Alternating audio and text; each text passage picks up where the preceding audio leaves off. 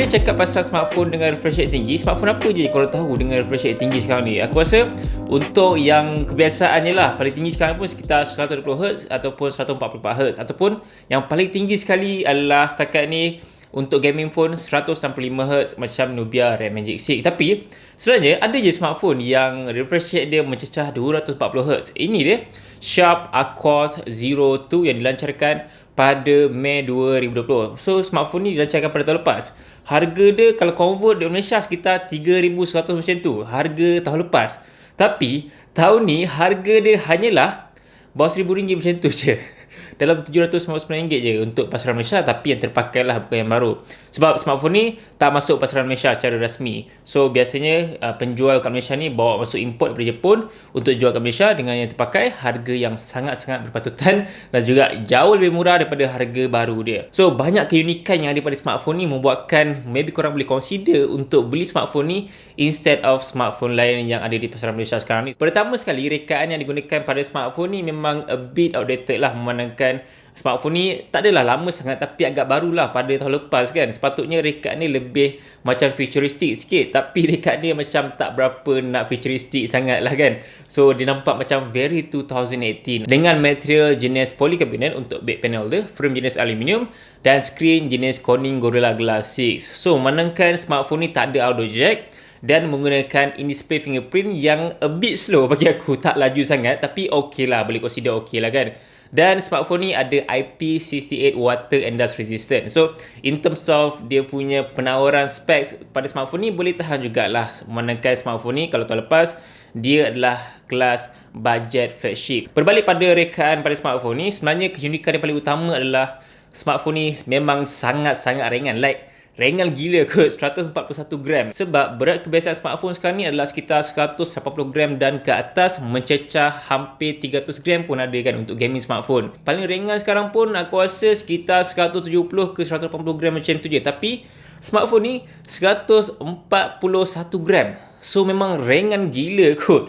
So aku rasa macam phone mainan buat dia, tapi sebenarnya phone ni memang very underrated lah. Itu pasal berat dia, dan dia punya rekaan untuk bahagian body dia memang rasa smartphone ni sangat-sangat nipis. Untuk level keselesaan pegang tu dari 1 ke 10, maybe aku bagi sekitar 4 per 10 lah macam tu kan. Sebab dia punya kenipisan tu membuatkan aku tak berapa selesa sangat pegang smartphone ni, but dia sangat-sangat ringan. So kalau masuk dalam poket tu macam tak rasa ada smartphone pun dalam poket kan. So memang best pakai smartphone ni. By the way, pada bahagian bawah smartphone ni ada lampu LED tau. Kalau tengah charge tu dia akan tunjuk warna merah, tapi kalau dah full charge dia akan tunjuk warna hijau. So benda tu bagi aku agak membantu untuk kita tahu yang smartphone ni dah full charge ataupun tengah charge. But sometimes kalau waktu gelap tengah charge tu warna lampu dia agak terang sikit lah. So agak annoying sikit kat situ. Seterusnya, skrin yang digunakan pada smartphone ni adalah jenis curve OLED yang bersaiz 6.4 inci.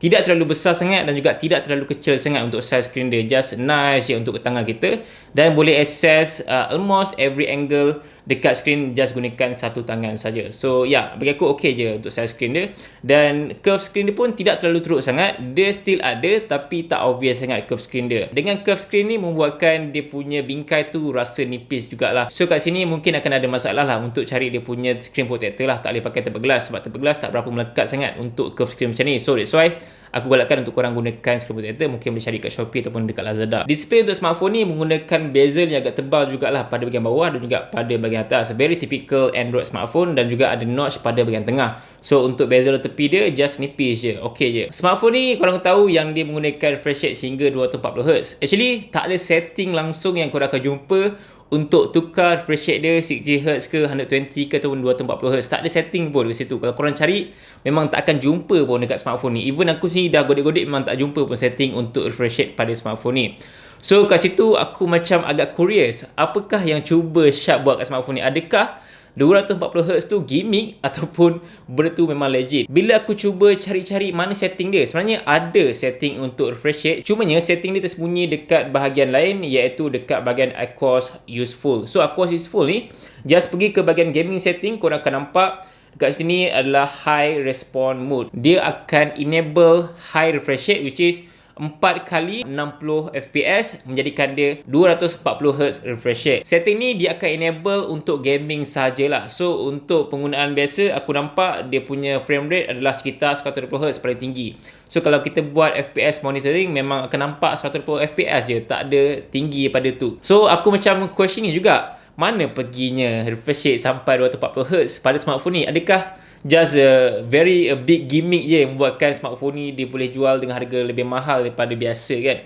Sebenarnya benda ni boleh dikatakan gimmick juga. Dalam masa yang sama, benda ni boleh dikatakan legit juga tau. Bila aku kaji-kaji balik, apakah teknologi yang digunakan pada smartphone ni membuatkan refresh rate dia sampai 240Hz? Technically, smartphone ni menggunakan teknologi yang digelar sebagai Black Frame Insertion ataupun short form dia BFI. So BFI ni dah pernah digunakan pada monitor untuk PC ataupun TV lah, untuk dia dapat refresh rate yang lebih tinggi berbanding dengan yang biasa. So technically dia punya display sebenarnya memang 120Hz je, tapi dia letak satu lagi layer yang digelar sebagai BFI 120Hz juga, membuatkan dia ada dua layer 120Hz. So kalau gabung dua-dua, jadilah dia 240Hz. Kalau kita tengok secara mata kasar, tak berapa nampak pun efek BFI tu yang ada dekat skrin dia. Tapi kalau korang record video slow-mo dekat bahagian skrin dia, memang akan nampak wave warna hitam tu bergerak. So kelebihan untuk BFI pada skrin ni adalah untuk dia mencantikkan juga paparan skrin dan juga dia mengurangkan efek motion blur pada sesebuah skrin tu.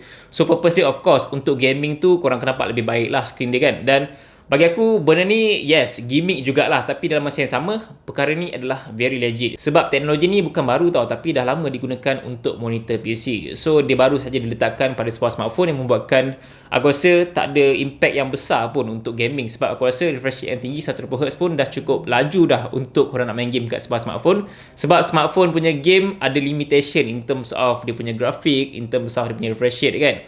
So aku rasa tak perlu pun untuk gunakan refresh rate sampai 240Hz untuk korang nak main game. Sebab ya korang tahu kan, game dekat smartphone macam mana, banyak limitation dia. Tapi kalau kita nak cakap pasal PC, memang banyak benda yang kita boleh explore, banyak benda kita boleh main sampai kau-kau grafik apa semua kan. But smartphone still ada limitation. Kalau nak cakap pasal screen lagi, aku rasa macam tak fair untuk kita just tengok dia punya refresh rate tinggi saja instead of display dia yang sebenarnya memang sangat-sangat crisp gila. Sebab untuk smartphone ni menyokong HDR10, Dolby Vision dan juga menggunakan 1 billion color. Sebab biasanya smartphone sekarang ni just gunakan sekitar 16 million of color macam iPhone 12 series, tapi smartphone ni menggunakan 1 billion color. So dari segi color display yang dipaparkan pada smartphone ni, warna tu memang sangat-sangat mantul. Kalau tengok video tu HDR dia tak over sangat dan warna dia lebih natural tau sebenarnya. In fact dekat bahagian setting display dia pun banyak benda yang korang boleh ubah dari segi dia punya HDR ke, ataupun dari segi dia punya color, dynamic ataupun standard. Walaupun aku boleh bagi kepujian dari segi dia punya display, tapi aku rasa stereo speaker dia memang sak gila kot. Walaupun aku dah naikkan the max volume, tapi aku still rasa yang dia punya sound tu tak cukup kuat lagi.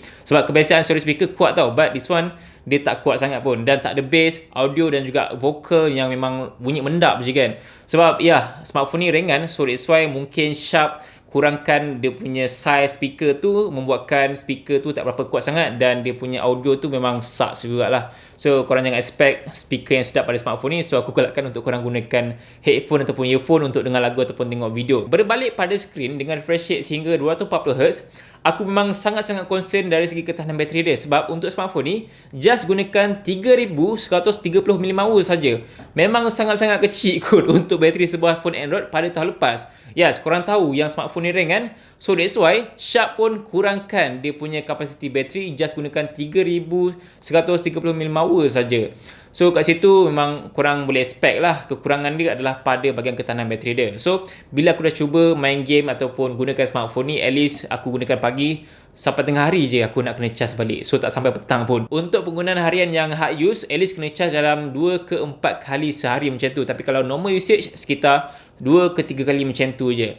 So smartphone ni bateri dia memang macam air juga lagi-lagi kalau main game dengan enable 4 kali response mode tu. So aku tak galakkan untuk main game dengan dengan enable benda tu. Kalau korang nak main game dalam masa yang lama sikit, maybe korang kena disable lah function tu. But of course, kalau korang nak main game juga dalam masa yang lama, mungkin kena always cucuk charge, which is agak berisiko sikit untuk dia punya battery life. Seperti korang tahu, yang smartphone ni dilancarkan pada tahun 2020. So aku expect dengan harga yang agak tinggi, iaitu sekitar 3,000 kalau kita convert duit Malaysia, dia just gunakan chipset yang tahun lepas kan. Tapi sebenarnya tidak. Smartphone ni just gunakan chipset yang dilancarkan pada tahun 2019, iaitu Snapdragon 855. 8GB RAM dan juga 256GB storage UFS 3.0. So in terms of chipset dia sebenarnya okay je untuk digunakan pada tahun ni, especially untuk gaming. So bila aku dah cuba untuk main game, tak ada lagi yang melampau sangat pun, even 1 jam ke 2 jam macam tu untuk gaming.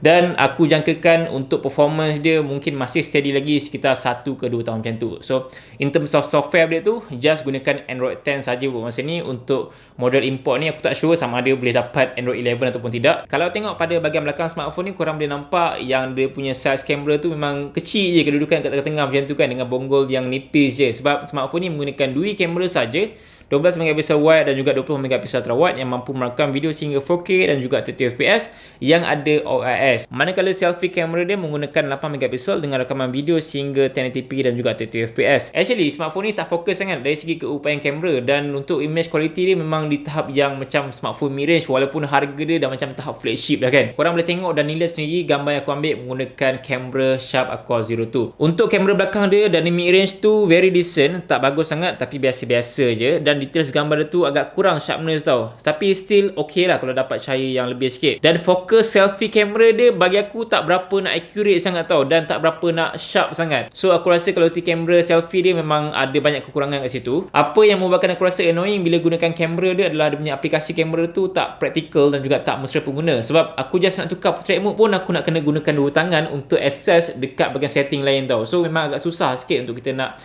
gunakan dan juga biasakan interface yang ada pada apps kamera Sharp Aquos 02. So itulah antara kekurangan yang terbesar juga untuk Sharp Aquos 02, iaitu pada bahagian kamera dia. Secara keseluruhan pada Sharp Aquos 02 ni, demi untuk mendapatkan berat 141 gram saja dan juga rasa memang sangat-sangat ringan, memang Sharp banyak jugalah dikorbankan untuk specs yang ada pada smartphone ni, seperti bateri yang kecil, speaker yang memang subs dan juga kamera yang memang sangat-sangat biasa.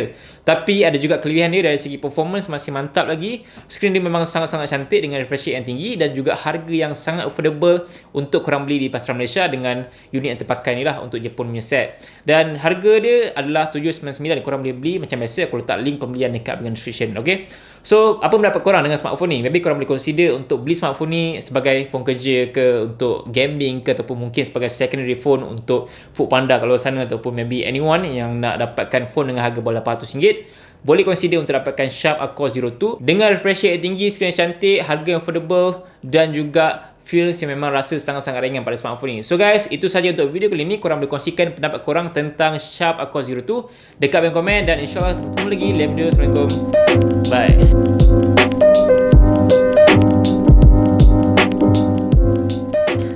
So memang rasa macam phone mainan bodoh kan, sebab ringan gila kot.